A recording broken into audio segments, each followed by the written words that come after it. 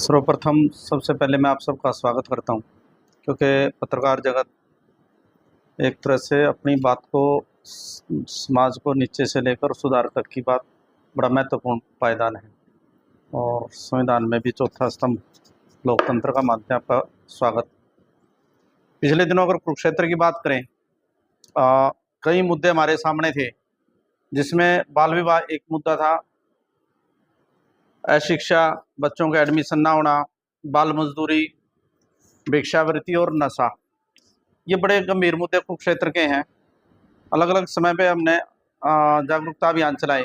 अभी अगर वर्तमान की बात करें तो हम बाल विवाह को लेके अभी हमने काम शुरू किया है। पिछले 2 वर्षों से अलग अलग संस्थाओं के साथ मिलके, क्योंकि कल आने वाला जो कल है उसमें अक्षय तृतीया है और जिसमें हम एक शुभ लगन मानते हैं, जिसमें प्रशासन भी सचेत है और डिपार्टमेंट का मानना है कि अक्षय तृतीया के दिन बाल विवाह ना हो, उस पर पूर्ण रोकथाम। जैसे आपने बताया कि मैं अभी कैसे करेंगे, से प्रोटेक्शन ऑफिसर से लेके नोडल अधिकारी तक सब अलग अलग संस्थाओं के साथ मिलके, जैसे अभी अगर हम बात करें तो आप सबके साथ पत्रकार वार्ता के में जो बात आई है कि अलग अलग संस्थाओं के साथ, सरपंचों के साथ, सामाजिक कार्यकर्ताओं के साथ, अभी आपसे यहाँ से भी पूर्व हम वात्सल्य वाटिका की एक बड़ी टीम के साथ ऐसी एक मीटिंग कुछ मंदिरों में ऐसे जागरूकता अभियान को लेके हम चले हैं। और बाल कल्याण समिति का चेयरमैन होने के नाते मैं निश्चित रूप से आपको भी एक आश्वस्त करता हूं कि जो हमने योजना की है, निश्चित रूप से कल हम कोई भी बाल विवाह नहीं होने देंगे, क्योंकि सरपंचों तक, जिला परिषद से लेके, ब्लॉक समिति से लेके नगर के पार्षदों तक की हमारी बातचीत चर्चा हुई है और 100 नंबर, 112 नंबर, 1098 नंबर हमने इस प्रकार से जारी भी किया है और पूर्ण रूप से सूचना करने वाले का नाम और उसकी सुरक्षा हम अपनी गारंटी जिम्मेवारी मानते हैं। तो निश्चित रूप से कल कोई भी बाल विवाह, ऐसा बच्चे का, बालिका का विवाह नहीं होगा।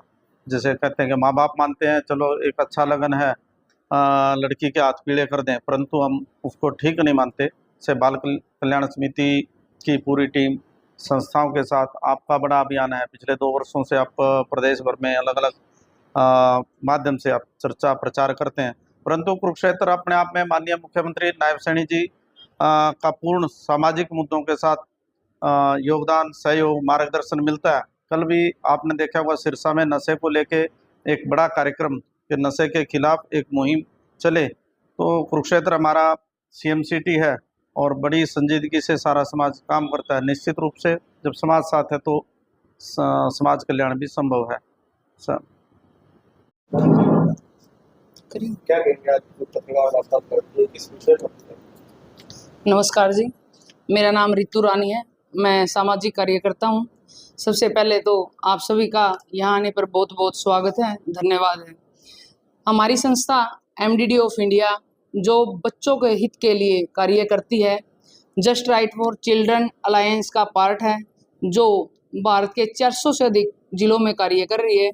हम हरियाणा में 15 जिलों में काम कर रहे हैं, जिसमें मुख्य उद्देश्य है बाल विवाह, बाल मजदूरी और बाल यौन शोषण।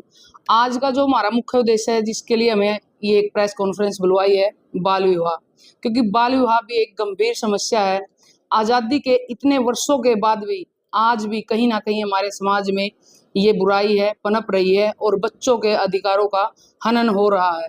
तो इसको लेकर हमारी संस्था तत्पर है, कटिबद्ध है अपने कर्तव्यों को लेकर कि बच्चों के हितों का कहीं भी हम हनन नहीं होने देंगे, कोई भी बच्चा शिक्षा से वंचित ना रहे, ऐसी हमारी प्रक्रिया है, जिसको लेकर हम सब मिलकर कार्य करते हैं। कल 30 अप्रैल को अक्षय तृतीया है। इसी कड़ी में वैसे हम बाल विवाह को लेकर अवेयरनेस करते हैं, जागरूकता कैंप लगाते हैं टाइम पर और हर गली मोहल्ले में जाकर सभी को अवेयर करते हैं। हमने एक प्लेज रखी हुई है बाल विवाह को लेकर। हम अपनी ASHA worker, anganwadi workers, medical officer जितने भी हैं CWC के साथ मिलकर, जिला बाल विवाह निषेध अधिकारी हमारी स्वीता राणा जी, हम सब मिलकर लोगों से शपथ दिलवाते हैं कि वो बाल विवाह ना करें। वैसे बाल विवाह निषेध अधिनियम 2006 बना हुआ है, जो 2007 में लागू भी हो गया था, जिसमें सेक्शन 9 और 10 में बताया गया है कि 2 साल की सजा, 1 लाख का जुर्माना है। सेक्शन 11 में भी बताया गया है कि अगर कोई पुजारी, पेरेंट्स जो भी शादी में सम्मिलित होता है तो उस पर भी 2 लाख का जुर्माना और 1 साल की सजा है। कुछ लोगों को तो इस कानून का पता है, लेकिन कुछ लोग आज भी ऐसे हैं जिनको अपने कानूनों के बारे में नहीं पता है कि ये किस ढंग से लागू होते हैं, इनसे आपको क्या क्या सजा मिल सकती है। तो इन अधिनियमों को, कानूनों को हम लोगों तक पहुंचाते हैं, उनको इनके बारे में जागरूक भी करते हैं। और हमें कई बार फील्ड में ऐसे केस भी मिले हैं जिसको हम CWC को, CMPO को समय समय पर सूचना देते हैं, वो टाइमली जाकर उनको रोक भी लेते हैं। कुछ ऐसे भी परसेंटेज मिली है कि हमें शादी के 1-2 दिन बाद जाकर पता चला है कि बच्चा 14 साल का है, लड़की 18 साल की नहीं हुई है, लड़का 19 साल का है। तो ऐसे हम उसमें अपनी प्रक्रिया को एक लेकर चलते हैं कि हम सूचना देते हैं CMPO को। CMPO बच्चों को की काउंसलिंग करती है, उनको रेस्क्यू करती है, CWC के सामने पेश करती है, ऐसे सब करते हैं। तो हम चाहते हैं कि बाल विवाह ना हो, इसको लेकर हम अवेयर करते हैं लोगों को ज़्यादा से ज़्यादा संख्या में। ऐसे ही हमने धर्मगुरु, आज का जो एक कॉन्फ्रेंस ये हमने बुलाई है, इसमें हमारा ये मुद्दा ये भी था कि हम इसको धर्मगुरुओं को जोड़ के लेकर चले, वो ऐसा ना करें, क्योंकि हमारे जितने भी मंदिर हैं, मस्जिद हैं, गुरुद्वारे हैं, वो भी हमारे धर्मगुरु हैं जो इसमें अगर अवेयर होंगे। कोई पेरेंट्स आता है या बच्चे आते हैं शादी के लिए, अगर वो मना कर देंगे, हमारे हेल्पलाइन नंबर 1098 या 112 पर कॉल कर उसकी सूचना दे दें, तो शादी होने से पहले ही रुक जाए और बच्चों के अधिकारों का हनन ना हो पाए, तो CWC या CMPO उसकी काउंसलिंग कर देते हैं, शादी रुकवा दी जा सकती है। तो इसी में हमने बच्चों आज ये फ्लैक्स भी बनवाए हुए हैं कल अक्षय तृतीया को लेकर कि कोई भी बाल विवाह ना हो, जागरूकता ज़्यादा से ज़्यादा संख्या में हो। कल हम मंदिरों में, मस्जिद में और स्कूल में भी ऐसे अवेयरनेस कैंप करेंगे।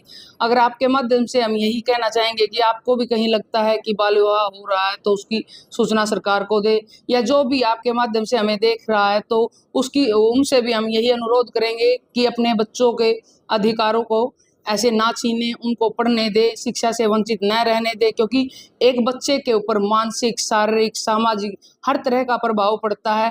वो शिक्षा ग्रहण करने के समय में अपने इस परिवार के जिम्मेदारियों के बोझ में दब के रह जाता है, और चाहे लड़का हो या लड़कियों के ऊपर ज़्यादा इसका असर पड़ता है। शारीरिक वो बहुत सी बीमारियों में के अंदर जकड़ जाती हैं, और अपने जो शारीरिक विकास का टाइम होता है वो दब के ही रह जाता है। और जिस टाइम में हमें खुद शिक्षा ग्रहण करनी चाहिए, हमारी खेलने खाने की उम्र है, उस टाइम में वो माँ बन जाती हैं, जिससे मातृ मृत्यु दर या शिशु मृत्यु दर भी ज़्यादा बढ़ते जा रहे हैं। तो लोगों से अपील है कि वो 1098 पे या 112 पर कॉल कर दे अगर आपको लगता है कि कहीं बाल विवाह हो रहा है। तो उनकी जो जानकारी है उनका नाम गोपनीय रखा जाएगा, उनका किसी को भी सामने ये नहीं पता चलेगा कि आप ये सूचना आपने दी है। तो MDD ऑफ इंडिया हर अपने कर्तव्य को लेकर कटिबद्ध है। हमने कुरुक्षेत्र के हर मंदिर, मस्जिद या चौक चौराहे पर ऐसे ही फ्लैक्स बैनर लगवाए ताकि लोग इसके प्रति जागरूक हो सके। हमारे साथ CWC के चेयरमैन हैं कृष्ण पांचाल जी, वो अपने कुछ बातें रखेंगे। Thank you. कितने केस अभी तक सामने आ चुके हैं जो बाल विवाह के?